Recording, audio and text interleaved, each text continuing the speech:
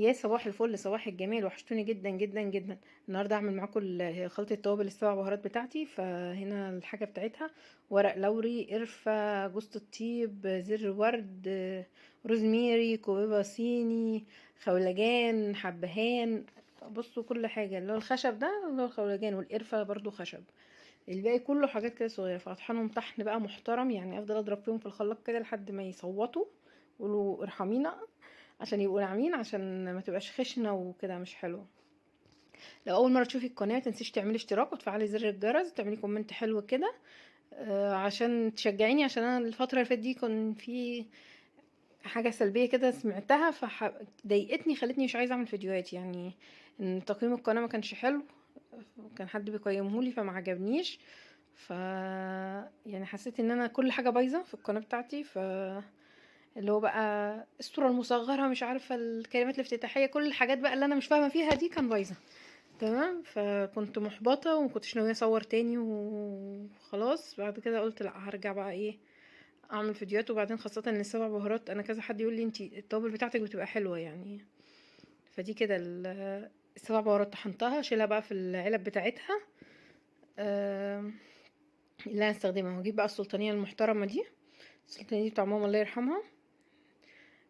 احط فيها 4 معالق، اللي هي المعلقه بتاع الاكل العاديه دي، من السبع بهارات. تمام. هعمل بقى خلطه توابل تانية، دي بحطها للطبيخ، الصلصه بتاع المكرونه، الحاجات اللي زي كده.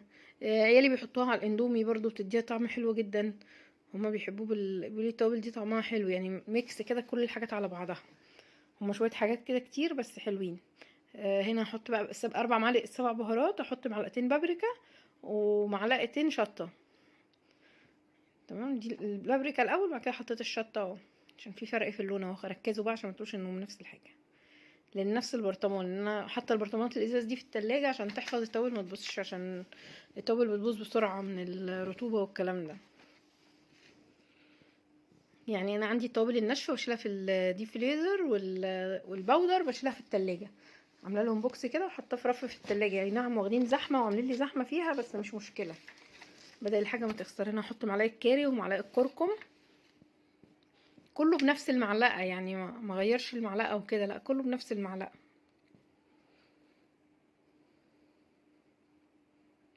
دي معلقة ملح صيني. في ناس بتقول مش حلو، بس مش عارفة يعني. انا بحطها وبحس الطعم بتاعها كويس، بس مش دايما. يعني هي معلقة واحدة في خلطة الطاول دي، لكن ما بستخدمهاش في حاجات تانية. في ناس بتعمل بيها اكل عامة كله. ف انا بالنسبة لي ده الاستخدام بتاعها، هي معلقة واحدة في خلطة الطاول اللي انا بعملها. نص معلقة توم باودر ونص معلقة بصل باودر، احط نص ونص. يعني ميبقاش كتير منه كده.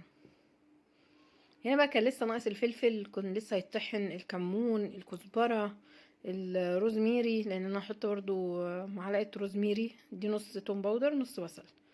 خلاص.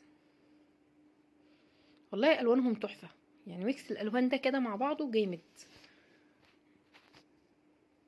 متنسوش يا جماعة الاشتراك بقى، وترفعوا لي كده الفيديو بلايكات كتير عشان خاطر تشجعوني شوية. دي كده الكزبرة، هحط 4 معالق كزبرة. 1 2، انا طحنت على قد اللي هو الحاجة بالظبط. 3 4، بس هما ال4. انا فضيت اللي كان في كان نقطة في البتاع، عشان خاطر خلاص يعني طحنة قليل. بعد كده هطحن الكمون برضو واحطه. بفضل اطحن فيه بقى، بحس ان هو بيزيت من كتر ما بطحنه. الكمون عندي غامق لان انا غسلاه ومنشفاه، غامق سنة عن لما بتطحنيه. هو مش نضيف يعني. انا هحط 6 معالق كمون خلاص. ف انا بحب اغسله وانشفه واشيله في الفريزر. بينفعني بقى، بطلعه بيبقى نضيف، ما فيهوش تراب، ما فيهوش حاجه. حتى الكزبره برضو ببقى غسلاها. التوابل بتاعتي عامه بغسلها، يعني بغسل الكمون والكزبره والفلفل الاسمر. ايه تاني؟ لا، من 7 بهارات ما غسلتش فيها حاجه. هنا كده طحنت بقى شويه روزميري، هاخد منهم معلقه. وبعد كده الفلفل الاسمر، هحط 6 معالق. خلاص، يعني 6 معالق كمون و6 معالق فلفل، و4 معالق كزبره، و4 معالق 7 بهارات، والشطة والبابريكا والكركم والكاري والروزميري والملح الصيني معلقة، التوم البودر والبصل البودر نص معلقة. هقلب بقى كل المكونات دي كده مع بعض، وابقى كده خلصت البرطمان بتاعي. اشوفكم في فيديو جديد، متنسوش تشجعوني عشان خاطر اعمل فيديوهات تاني، لان انا كسلانة جدا جدا جدا. اشوفكم على خير.